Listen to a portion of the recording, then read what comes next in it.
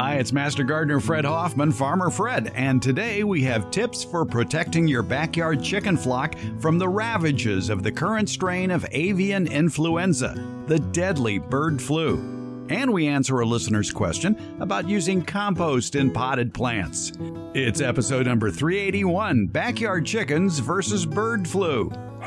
We're podcasting from Barking Dog Studios here in the beautiful Abutilon jungle in suburban Purgatory. It's the Garden Basics with Farmer Fred podcast, brought to you today by Dave Wilson Nursery. Let's go.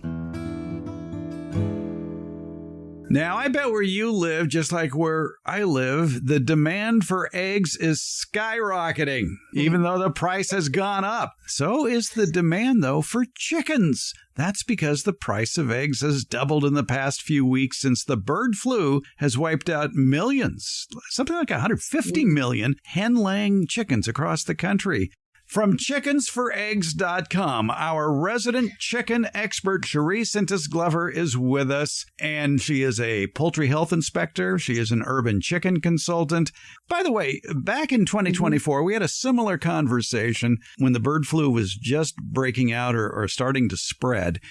And we were complaining about the price of eggs back then, that it would soar up to $6 a dozen. But wasn't it just $2 last week? And now all of a sudden we're looking at, what, $9 a dozen or more, depending on the supply that they have? Yeah, exactly. It's been so funny to watch social media, and there are some crazy memes that have been coming out, and boy, you're rolling in it if you have chickens, because those eggs are worth so much. And it's funny because I'll see people they'll do regular posts on Facebook and social media about, okay, I was just in Costco and they have, 4 pallets of eggs. So quickly go over there and get them. It's like toilet paper was during COVID. But the price, I've seen it all over the place. I was watching a YouTube, actually on gardening, but a YouTube thing. And it was funny because her chickens hadn't started laying yet. And so she's like, come on, chickens, we gotta get going here. But what a lot of people don't realize is that it's normal for your laying hens to take a break when the daylight hours decrease. And a lot of people think that chickens lay, because of how hot or cold it is. While the temperature changes will affect, sometimes production, like when we're in the heat of the summer here in the, northern Central Valley, San Joaquin Valley area, Sacramento Valleys, it gets so hot that, your chickens might take a break for a few days from laying eggs. But people forget that it's actually associated with the number of daylight hours. So you add that on top of the shortage, right? You have to consider too that, how long it takes to hatch a chick, right? And then raise it up to laying hen age, which is typically 6 to 8 months. And boy, it was like the perfect storm, of eggs. The price of eggs have gone up because of the bird flu. So let's talk a little bit about this bird flu that's going around. It's affected something like 159 million poultry as of today, and I'm sure those numbers are just going to go up. This is information from the Center for Disease Control, and I'm mentioning this because although it's great information they have at the CDC, I don't know how long this information is going to stay online, frankly. But you may want to check that out because they have a lot of good tips on preparing your chicken and its home for bird flu to protect it from, because one of the areas of infection are wild birds that come by. Yeah. We're into the main flyway for waterfowl. So the birds, they're coming over us every day.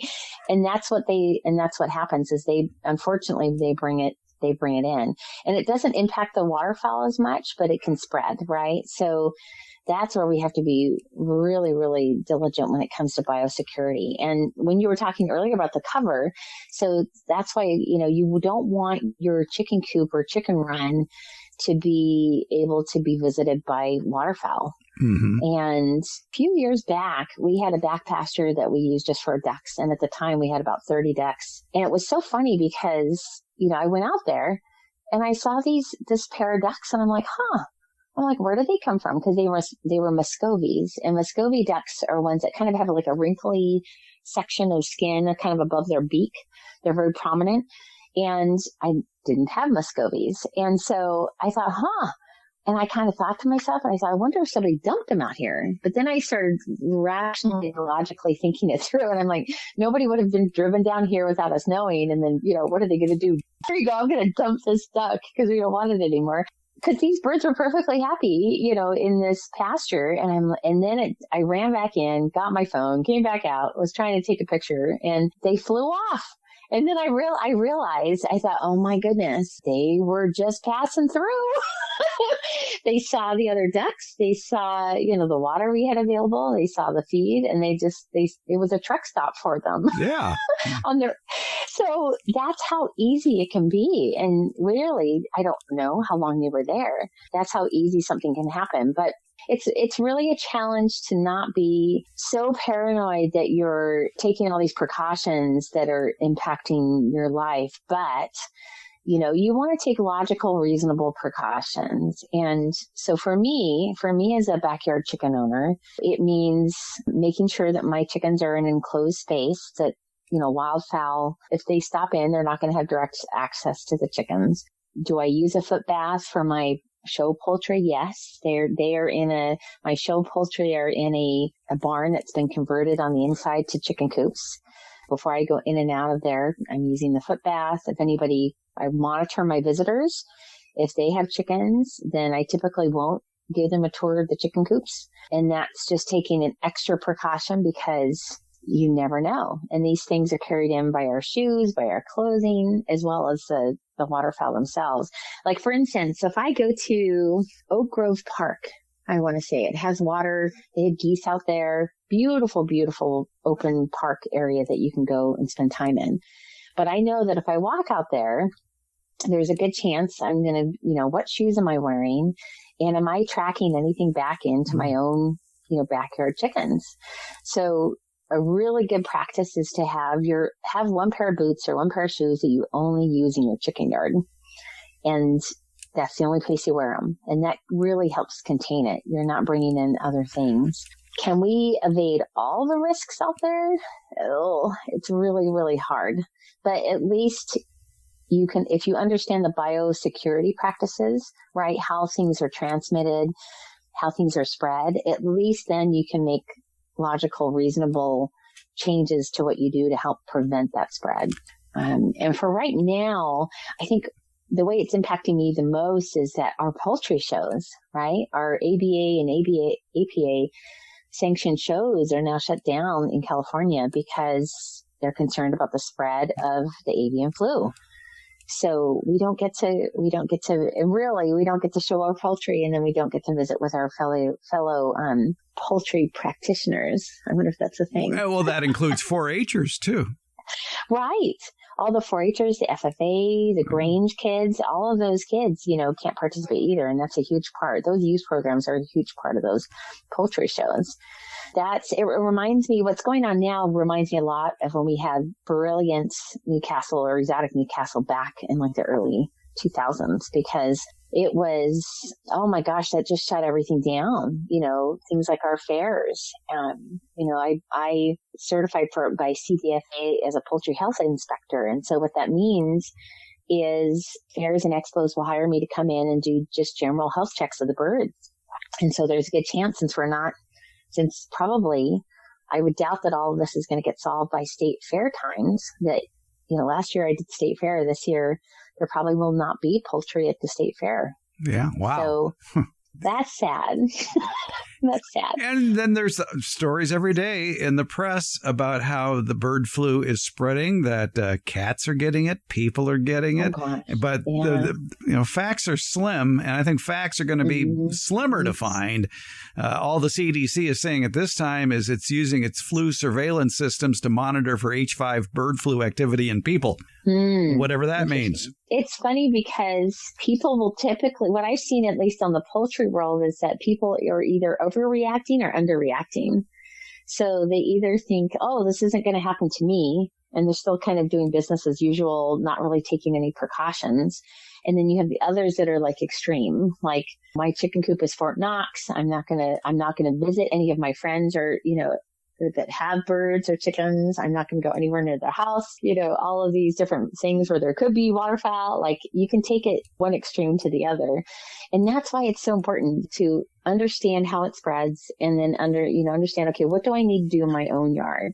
I was up in the Oroville, Chico area recently of California, and I got to kind of see someone's set up for a local, they were a church associated, and they had like a local food bank type thing, and they had a flock of chickens. And so one of the things that I recommended was, making sure that it's covered, because they do have a pond on the property, and those water ponds are what attract the waterfowl. And that's really what's going to bring it in more so than possibly, an individual or people. But again, you don't know. To get to Chico and Oroville, you had to go through Yuba City. And we've talked about this before. Yuba City allows chickens to roam free throughout Yuba City. It's a city ordinance. And I would think that with all this bird flu going around, that they've somehow managed to control the populations. Did you go through Yuba City? I did. No, I totally drove through Yuba City in '99, and I saw all the chickens on the side of the road over by the Carl's Jr. They were all out there pecking around, doing their thing. And so I thought, in fact, I almost stopped and took a picture of them, because I thought, oh, this will be fun to share. But they're all up and down the corridor. They live in the trees and the bushes and stuff all along the highway. So yeah, it's and that's, I think, maybe if I was a backyard chicken flock owner in Yuba City, I think that's what I would be concerned with, because they're exposed to so much. And, how do I take, I just don't want those. If I lived close to that area, I just wouldn't want those chickens to come over into my neighborhood. Well, you may not even want to walk where they walk either. Right. That's how, you kind of have to, a lot of poultry exhibitor friends, that's their protocol, at least when these kinds of things happen. Because this isn't the first time this has come up and this has happened, where we've had some kind of avian type flu or disease or virus that we have to be cautious about. So some you can still come over, but they're just not going to take you out to the chicken coops. When there are some other things you can do, like the quarantine. If you buy new chickens, if you actually are able to get your hands on some new chickens these days, definitely, absolutely quarantine them for no less than 3 weeks. And means having what do you mean by quarantine? Means they are in a spot where, you really do have a separate coop area or some kind of crate or someplace where you can keep the chickens for up to 3 weeks without them having contact either through you or through the chickens directly with your other chickens. If you have other chickens, okay. If you have other chickens, and, you're going to want to quarantine them just to make sure nothing pops up. Every chicken flock has its own flora. I'm just going to use that word, flora, and germs and, microbes and everything in between. It's kind of like the kindergarten class, right? Where every family has their own germs. They've, maybe had different colds. And when everybody gets together, right, in one space, or when they commingle, the kids in the classroom, they're spreading those germs, right? So that's what you're trying. It's the same kind of thing, same concept where you're wanting to minimize the exposure to your current flock, knowing that their germs could be different from, at a very basic level, different from the flock that you just brought in, or the birds that you just brought in. Means taking extra time, extra precautions, because you have to think about, okay, what's at risk, right? And someone might go, gosh, they're just my backyard chickens. But what happens if they are sick? It might not be the avian flu, but something else. And now your flock that you've had for 2 years, they're laying great eggs, and now they're all sick and they're dying. Are you willing to put that flock at risk? And so that's where you've got to kind of weigh out your line of, okay, what do you want to do, and what are you willing to do, and what are you not willing to do? There is some good information still on the CDC about the bird flu and the current situation and what you can do to protect yourself, too, from spreading it or getting it just in case. And that's cdc.gov/bird flu if you want to check that out. We'll have a link to that in the show notes. I just hope it's still there, folks, when this airs. If not, they will be able to find the information one way or another. And I think the biggest thing you can do as a poultry owner is understand and learn how to recognize a sick chicken and if your chicken's not feeling good.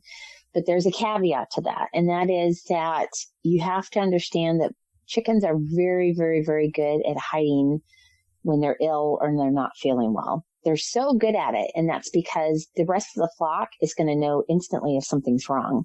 And then they'll typically not want that chicken as part of their flock because they don't want to get sick. Or they don't, it's part of that protective, mechanism with the flock mentality. As a chicken owner, what you're looking for, is there a bird standing off by themselves, right? Is there a chicken in your flock that's been pushed out because they're not feeling good? And that's usually one of the first things, because if you notice, a flock of chickens will typically move together, right? They may kind of do their own thing here and there, but they're still kind of moving as a group. So if you have one chicken that's kind of behind, and especially if they're facing away from the flock, that could mean that there's something going on with that chicken. You also watch, as funny as it sounds, you watch their body language. So you watch that chicken. Are they kind of hunched over? Are they kind of lower to the ground than normal? They're not their usual fluffy, exuberant, energetic selves. And it's kind of like when we get sick, right? If we have a cold or if we're sick, how do we feel? How do we act? If you have a bad cold or flu, what are you going to do? You're going to try to wrap yourself up with a blanket. You're going to be kind of hunched down. You're going to want to get cozy.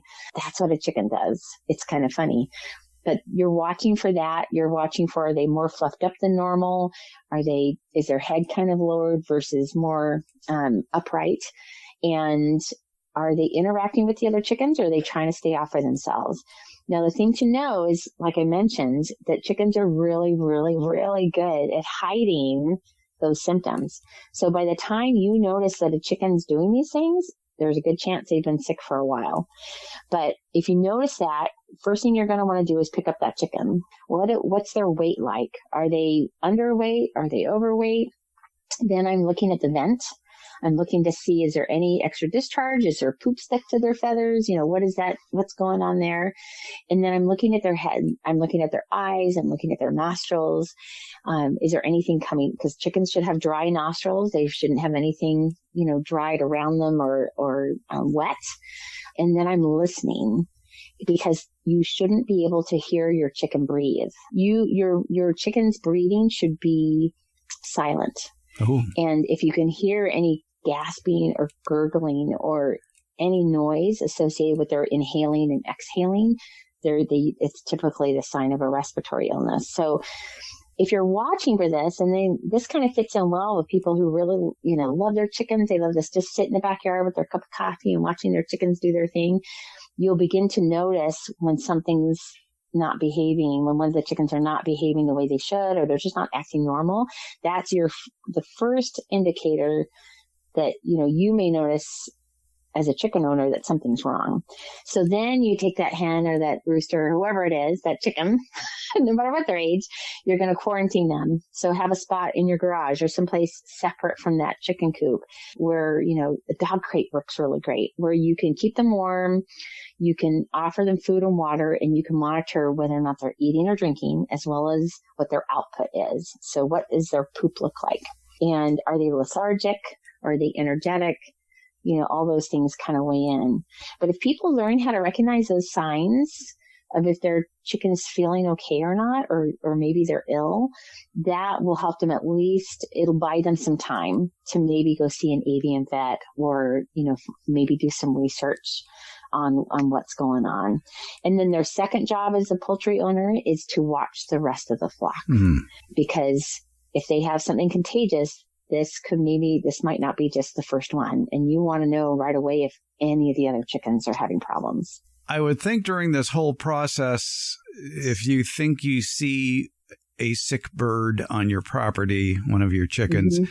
is perhaps you don personal protective equipment. Yes. Well, and that's the thing. You should already have some biosecurity practices in place, right? Like the shoes, the foot bath, that kind of thing. It's because you never know when something like this is going to come up.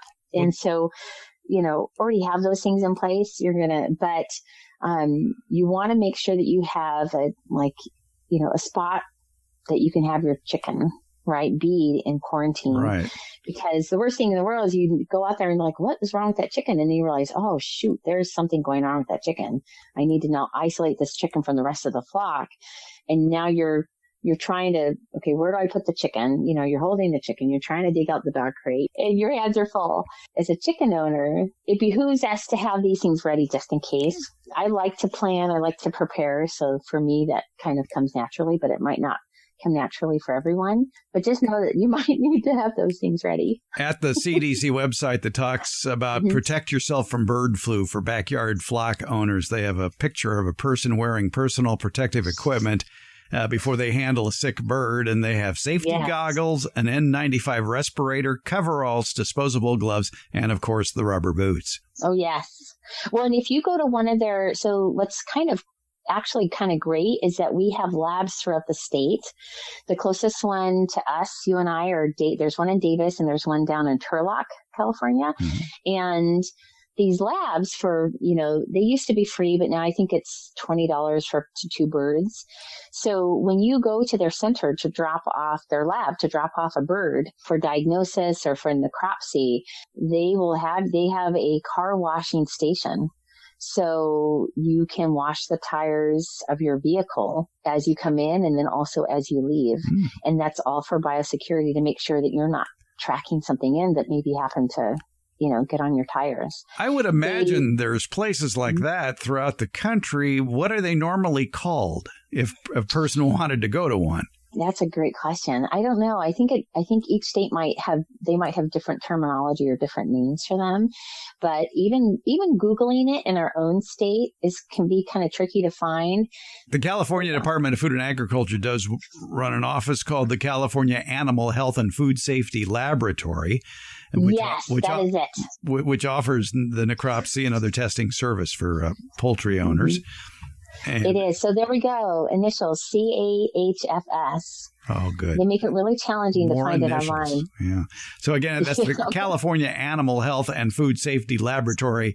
Your state will probably have different names wherever you might be listening. Probably a good term for Googling to find one near you would be poultry diagnostic labs. That would probably be the best place to start. Yes. And they will have instructions typically, and you can either bring in a live bird. They have you leave it at a certain spot, and then they, will come out and get the bird. The live bird will not be returned to you because they do perform a necropsy.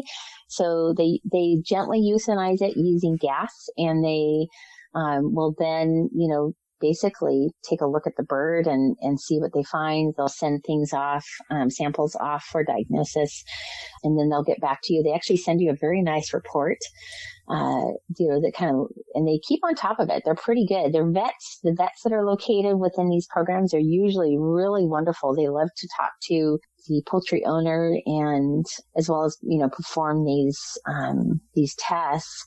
Now, what people don't know sometimes is that you don't have to bring a live bird. If you've had a bird die recently, like in the last few days or a week, you can actually put it in your refrigerator, and they'll accept them even after they've died. Would you put this chicken in the refrigerator or the freezer? Not the freezer. Not the freezer. Okay. Not the freezer. And that's because the freezer will tend to damage tissue, makes it much more difficult to thaw out and then retrieve the samples. So refrigerated only. I think you can buy like large 2-gallon Ziploc bags that most chickens will fit into. This is kind of morbid, but you want to put it in a refrigerator, and then they actually have specific instructions on how to submit your chicken if it's already passed on. So they do want you to, you can put in some cold backs as long as it doesn't freeze the tissue. It can't, you have to kind of insulate the chicken And you can even FedEx the chicken to their lab. They will give you instructions. And what people have asked me in the past is they're like, well, if FedEx asked me what this is, the contents, what am I supposed to say? And just put laboratory sample on it. That's what you do, is you put laboratory sample. They don't need to know that there's a dead chicken in the box. That's important. I've noticed online that a lot of these poultry testing operations are connected with schools of veterinary medicine. And so if there's a university in your area that has a good vet program, they may have more information for you about how to take care of this bird flu issue that you might have. They will. And they are there'll be a form that you'll complete no matter what, and give them as much information as possible. So things that they're going to ask are, what's the history of the flock? What size is the flock? Duration of the illness? Did you euthanize the bird, or what was the date of death? They want to know if you were was there any treatment or medications that you already tried? And then they might even ask you, what diseases or conditions do you suspect, right? Have you had any other birds in your flock, that have gotten sick or have died recently? Because those numbers also give them an idea of what's going on, because there are some diseases or conditions that come on rapidly. So for instance, if you go out and suddenly, oh my gosh, 10 birds of yours are dead within a week, that's urgent. That's where you're wanting to get a hold of them and let them know, because something's going on. And usually that's an indicator of how quickly something does spread, but they're going to want to know all the details. And I would share as much with them as you can, because that's going to give them insight. They're going to want to know about, was there any discharge? Was there anything else that you noticed behavioral wise, and that kind of thing, because all that information helps them figure out what's going on or what happened with your chicken. Anything vital we should throw in? Basically, chickens that don't feel well will be a little depressed, right? But depressed and kind of not a little bit lethargic, not as active. They don't necessarily have an appetite.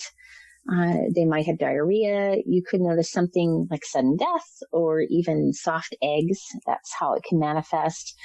But the signs and symptoms that we talked about earlier with the breathing, what does their nostrils look like? What's their typical demeanor? I think are all important things to look for. And you want to know what's healthy and what's not healthy. So something to consider is that wild birds, and again, we're under the main flyway for waterfowl, right? In our area, a particular area of California. So those wild birds, they may actually look healthy, but they are still possibly carrying the virus.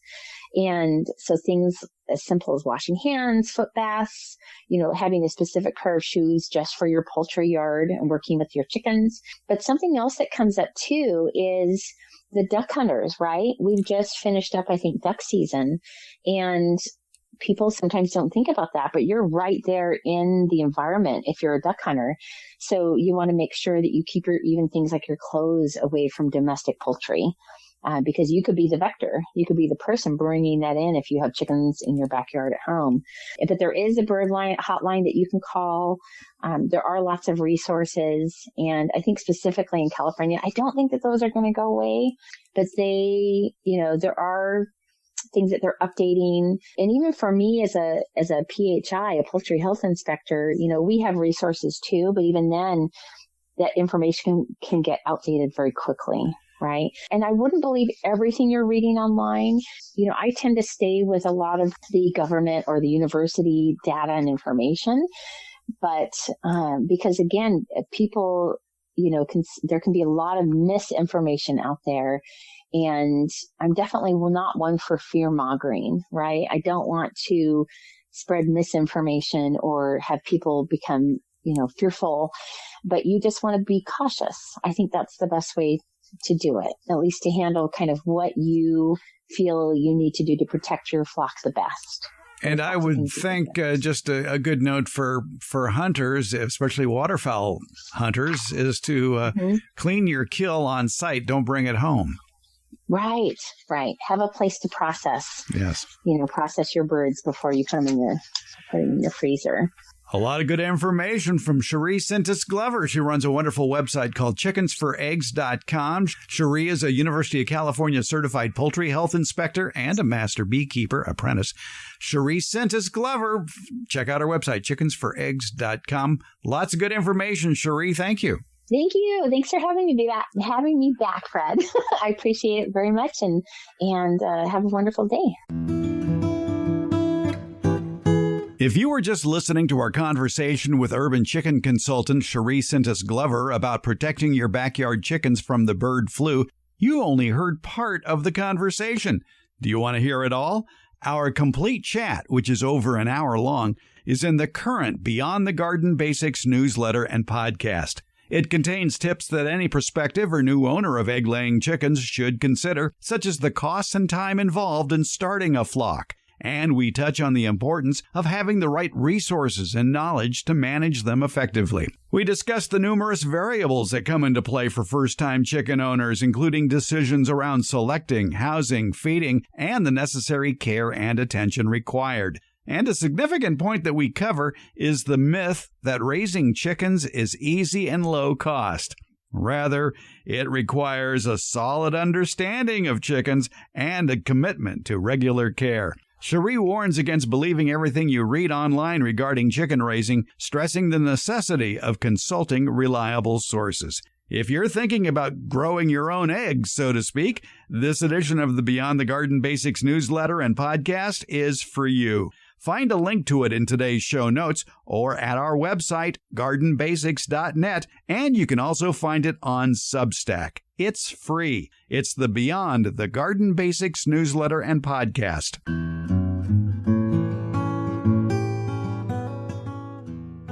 Now's the time to plan the what and the where of what you want to plant for the future. And to help you along, it pays to visit your favorite independently owned nursery on a regular basis throughout the fall and winter just to see what's new. And coming soon to that nursery near you is Dave Wilson Nursery's excellent lineup of farmers market favorites, great tasting, healthy fruit and nut varieties. They'll already be potted up and ready to be planted. And we're also talking about a great selection of antioxidant-rich fruits, such as blueberries, blackberries, raspberries, goji berries, grapes, kiwi, mulberries, gooseberries, figs, and pomegranates. Wholesale grower Dave Wilson Nursery has probably the best lineup of great tasting fruit and nut trees of any grower in the United States. Find out more at their website, davewilson.com. And while you're there, check out all the videos they have on how to plant and grow all their delicious varieties of fruit and nut trees. Plus, at davewilson.com, you can find the nursery nearest you that carries Dave Wilson's plants. Your harvest to better health begins at davewilson.com. We like to answer your questions here on the Garden Basics podcast. We get a question from Patricia, who writes in and says, "Hi, I love your show. I have a 12 by 8 foot heated greenhouse." Ooh, lucky Patricia. "I have a large galvanized tub in which I started composting inside the greenhouse." She says, "I stir it frequently, and it's turning into the desirable, rich, black, crumbly compost that I was going for." Well, congratulations. She has a question. She says, "Does it matter that the compost did not reach the high temperatures on the inside? Also, what is the ratio of compost to soil when I pot my flowers?" Very good questions. We are here at the Fair Oaks Horticulture Center on a Saturday workday in February, and we're talking to Master Gardener and compost specialist Janelle O'Young. And Janelle, I think Patricia's been pretty successful just stirring it. I think so too. It's great that you see your compost. You no longer recognize what you put in. Those become finished compost. It's nice to reach the temperature, but if it doesn't reach the desired temperature, it still works. It will work, and my only concern is she using a soil thermometer or not, or just going by the temperature inside the greenhouse. So if you have a compost pile, I bet, and you have compost piles at home as well as here, and I bet you have a soil thermometer. I do. I used it, and when you mentioned about the carbon-nitrogen ratio, when it's done right, the temperature can heat up. And I do not have a lawn, but my compost pile reach 140 degrees. It's a hot composting. Very good. And that means it goes quicker. It goes quicker. It also kills off any seeds that I may have in the pile.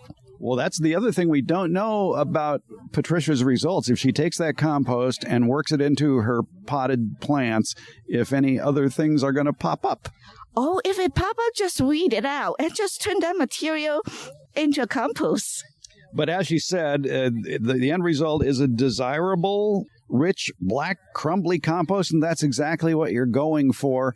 And even though it happened quicker if it was heated like to 140 degrees, but it'll still happen. Slow composting works. Compost happen. Yeah, the more you turn it, the faster you get compost. All right. So you actually, Patricia, you answered your own question on that one is you don't really need those high temperatures, but like you said, Janelle, you're probably actually increasing the temperature every time you turn it. Yes, because you are putting in air into the pile. Yep, air is one of the magic ingredients about making compost. It's also free. Yes, we like that. All right, and then she has a technical question there. What is the ratio of compost to soil when I pot my flowers? I think a lot of people would vary on their answer as far as the percentages you put in, and it would also depend on, are you putting it in the ground or are you putting it in a pot?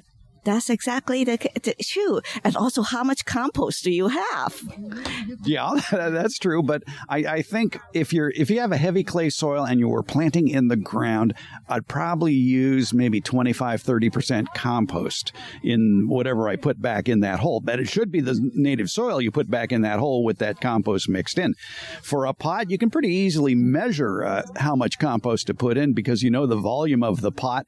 And if you're looking at, 25%, 30% or whatever, you can pretty well make a good guess on that. It's not exact science. And how much do I have? When I put it in the ground, I have extra, I put in extra. If I don't have extra, oh, sorry, not this time. Yeah. I think one thing that a lot of people forget about, though, is when they're putting up potted plants, if they bought a potting mix. And, in a little scenic bypass here, we should point out that if you are planting in a pot, it is better to use a commercial potting mix rather than your native soil because who knows what's in that native soil. And also, who knows what is in the commercial compost? Hopefully they're good. One time I did hear somebody come to the Fair Horticulture Center ask us, how come I use commercially bought compost? All my plant dies. Well, I don't know exactly what may happen, but we are speculating it could be some herbicide. Was the residual herbicide in the composting raw material?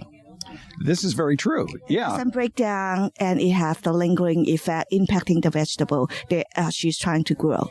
If your source of compost is coming from an urban source where the city waste department or whatever is collecting your green waste and composting that, there are some herbicides, especially in weed and feed products, if you use those on your lawn, that can persist for years, like up to 5 years in that soil, even though it's compost. That's true. But I'm sure the commercially sold compost, they've been tested and they need to pass stringent standard in order to show them. Exactly. But if you want to be really sure, you could do all the mixing yourself. If you're making a potted mixing, you could make it especially for the plant you're growing. For instance, if you're growing in pots, if you're growing blueberries, you want sort of an acid soil mix. So you might use a combination of a rhododendron, azalea, camellia soil mix along with some small bark and something that has an acidic nature to it like peat moss and mix the three together and maybe put in a handful of soil sulfur and that would be perfect pH around 5.5 for your blueberries. But in her potted plants, in Patricia's potted plants, for using compost, I think maybe do some tests. I wouldn't plant a lot of pots up with that fresh compost, but try it on a few first and see what happens. Oh, that's a great idea. And then keep on, that's more reason to make your own compost. All right. If you have, she's already doing it. Good job, Patricia. Exactly. Well, we won't get into the details. We've done that on so many episodes of what goes into compost, but there are a lot of instructions online, and we'll have a note in today's show notes about making your own compost and what you need. Janelle Young, Master Gardener here in Sacramento County. It's the Fair Oaks Horticulture Center workday on a Saturday in February, and the sun is shining. Yay! Janelle, thank you. You're welcome.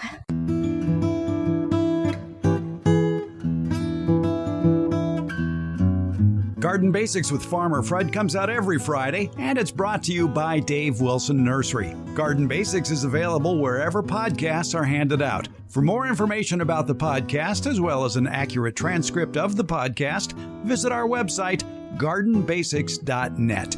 And thank you so much for listening and your support.